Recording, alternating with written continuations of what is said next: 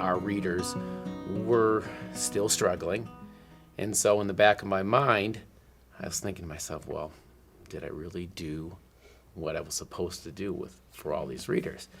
So our district last year decided, with the new administration, decided to go into a different direction and pursue systematic reading instruction. And for many of us, that was a complete 180 from where we were. And a lot of us were defensive. And, you know, we had heard that the founders of the Reading League were coming to speak to us, and they were going to tell us everything that we were doing wrong. So, you know, I put on my proverbial suit of armor, and I was ready to go at them because, you know, for 20 years, they were the enemy. You know, so the proponents of systematic reading instruction, and so I was ready. And they came in and they spoke to us, and they told us they gave us a lot of information, and they gave us a lot of evidence that I was so ready to try to, I guess for lack of a better word, battle. But the more I heard them, it was so difficult to say, well, that's wrong, because they kept giving us research. And they kept giving us good reasons behind every decision that they made. And I thought to myself, maybe I have to change a little bit. And for me to make that, and I have to say I made a complete 180 in my way of thinking. And I have to say, you know, after 22 years of teaching, I almost feel like I'm a completely new reading teacher. You know, I'm a special education teacher, but my professors from grad school said that 70 to 80% of what you are going to be doing is teaching kids to read, so you better be good at it. And I thought I was, and so I took a nice slice of humble pie and ate it and decided that I was going to teach a little differently, actually a lot differently. So I finished up my education and went to school for my master's in reading and learned all about guided reading and running records, and you know, this was it. So took my position as first grade teacher, second grade teacher, and year after year our school was saying, gosh, kids just aren't where they need to be in reading. They're not making those guided reading levels, and why aren't they getting there? As a reading specialist, I advocated for the whole language approach. I worked with my students on the whole language approach, and I helped them to jump over the hurdles, no matter how hard I had to push them to get over those hurdles, when in reality, I could have moved those hurdles right out of the way for them by doing an explicit, systematic, sequential approach. And until I had my own daughter sit in front of me and read a level text, and I knew she was being taught by the same approach, and the story was about gymnastics, and she had a lot of background knowledge on gymnastics, and she loves gymnastics, and we read all the time, and she knew the word gymnastics and balance beam and flexible, and then she got to the girl's name, and the girl's name was Kate, and she didn't know what to do. And she looked at the picture, and she looked at the words, and she reread, and here I am, you know, being the cheerleader for her to do all that. And I thought, holy cow, she cannot decode this simple word. We have a problem. And it led me to not only for the students I was working with, but with, you know, how can I support her to do more research and to work with my colleagues and to talk about, we didn't know this. And then I got very mad, like I was angry. I did not know this. And I was upset that I didn't know this. And I wanted to go back and apologize to all the children that I worked with, that you know, all the approaches that you talked about, and how I was just saying, well, just try a little harder. When in reality, I was just not doing a good enough job helping them. And so when we had discussions, and the realization was, there's a lot of teachers in my position. There's a lot of teachers that don't know. So let's do something about it. Let's help them. And so when we thought about moving forward with the Reading League, it was to make that connection and to help them understand. And there's this whole research base. Why didn't I know about that? Why didn't I know that there's, you know, years and years and years, 30 plus more years of study about how the brain works, or the simple view of reading, or things like that. And how many other of my colleagues do not know this? So we needed to do something about it, and I feel like that's kind of where we are now. I was a public school teacher for 9 years. Most of that was done in a 4th grade classroom. It was an inclusive setting, so I worked with a special education teacher. I was also a certified special education teacher. And between the two of us and the 4 New York State teaching certificates between us, we did not know how to take our 4th graders who came to us as non-readers or very poor readers and make them into better readers or readers at all. And we tried, right? We accessed what was available to us, whether that be professional literature or other folks who worked in the school district, things that were popular at the time. We went and saw the top speakers and bought the top products and bought into the most popular approaches and methods. And I spent tons of my own money on leveled books so that I could do leveled reading groups, and kids still weren't learning how to read.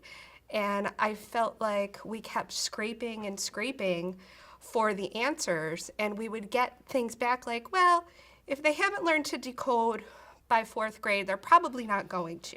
So we need to teach them compensatory strategies. And I just didn't accept that. I was like, geez, they're 9. They're 9 and we're giving up on them as literate people. And I knew, I mean, I hadn't read the research yet, but it's kind of an intuitive thing to know that your quality of life is going to be better as a literate person than a semi-literate person or a non-literate person. So I just kind of kept fighting to find those answers, and I would find little scraps and bits here and there, but I just couldn't, it was always out of reach. My background was in childhood education, and I started teaching as a 3rd and 4th grade teacher. And again, same things. Like, I would have these kids that I didn't know what to do with, and I was 22, and I said, well, let's read a lot.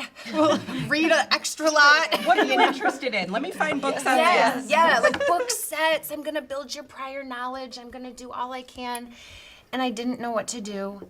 And I got my master's degree, still didn't quite know what to do. And then a few years later, I had children and sort of dabbled in higher ed a little bit. I started becoming one of those adjunct professors that still didn't really know what to do. And here I am in teacher prep and using the same strategies that I was using to teach my 3rd and 4th graders. And then I had a daughter who couldn't read. And she, like I said, I was an educator. I started reading to her, you know, before she could walk, before she could talk, before she could sleep through the night. Every minute, reading, books. And, you know, she made it through kindergarten. How come our friends are reading and she's not, you know, not even able to sound out simple, like, consonant, vowel, consonant words like sat and pat? No, not even close. And her teacher, oh, she'll get it. You read to her at home, it'll be fine. And she struggled through 1st grade. In 2nd grade, she had so much anxiety. She was like in her bed at night with her flashlight, trying to get ahead on all her papers so that she didn't have to do them at school. Super anxious, couldn't sleep anymore. And then, you know, still reading with her, trying to help her, asking the school, can you test her? What's going on? Oh, she's fine. She's a hard worker. She works so hard. Started tutoring with my daughter, and within a year, she had progressed almost 3 grade levels. And now she's in 8th grade, and she's making headmaster's list. And, you know, her spelling still struggles at times. She's getting there little by little, but she's making A's in school and learning about crazy physics and hard science and knowing how to decode with syllables all of these academic words. And she's doing really well. And so obviously there's this emotional pull. Like, once your child walks through this journey of not reading to reading, you are transformed. I was going to do small group instruction, and so I thought I had it down. I knew my students, I knew what their interests were. I pulled books that were going to be very rich and engaging, But then I liken my experience to this movie Funny Farm with Chevy Chase. Do you remember that? And do you remember when he got the room and they moved to the country because he was going to write, and the awesome music was playing. He was in his little typing room and the window was up. He was whistling to, everything felt right. And then he opened the typewriter and went to the. And that's how it felt like as a teacher when we were reading and the children are starting to read a story and then they get to a word that they don't know and the bottom falls out, right? So I don't know what to tell you. Give it a good running start. Skip over, come back. What is the picture telling you? Like all of these things other than really looking at the word. And that experience to me just sort of, I was frozen, right? But I didn't really have the answers in terms of, I didn't know what I didn't know years ago. Phrase, you don't know what you don't know. A number of you have said that already, right? And it brought to mind for me an interesting parallel about, so we're saying to children, those of us when we're teaching and we don't know as much as we know now are saying things to kids like, try harder. I mean, look harder, right? Does that make any sense to tell a child to look harder at that word or try harder, right? But we're doing that, and the parallel to me is, as adults, we were kind of doing it to ourselves, right? I don't know what I don't know, so I'm just going to keep trying harder, doing the same, right? I'm just going to keep hitting this nail over the head because it's the only hammer I have, but it's not working, and we bent the nail. I mean, Classic definition of insanity. Right, and I guess that's kind of what came to my mind as I was, thinking, listening to your stories and thinking about mine. This is what we see in our child, and we think they need help, and we're saying things that are common with a very prevalent learning disability. If this, we can't turn to the schools and say, this is what we're seeing and we think we need help with it. If they're not going to do anything with that, who's going to do that? Who's going to help those kids? Who are parents supposed to turn to? It started to spread like wildfire, right? In buildings, in districts. The excitement in the building level when you have reading teachers go to a reading league event and come back to school administrators, district level administrators saying, you have to listen to me. That excitement is palpable in a building. When you see the results match the level of work that the teachers put in, the growth is compound interest. It's expedited. So now the excitement's not just in my reading teachers and in their classrooms. They're talking to the first grade teachers, who then the kindergarten teachers come along. And you start to see this movement in a building. Once the movement in the building ignites, thankfully, because of these free events from the Reading League and the dedication of teachers to devote their time in the evening to learn and grow, you start to see that at the building level. Well, it isn't far.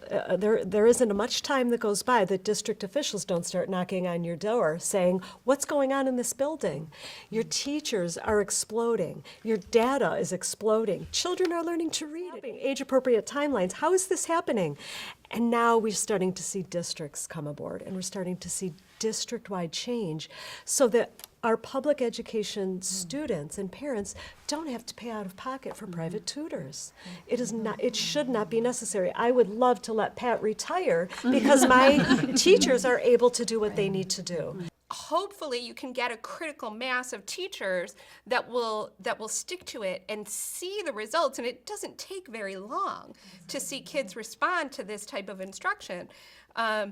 We can move into that level of acceptance, right? Yes, things are going to change. The teacher that I was is not the teacher that I am anymore. Our profession, just like any other profession, has a knowledge base, and we need to move forward with it to do the best thing we can for our kids.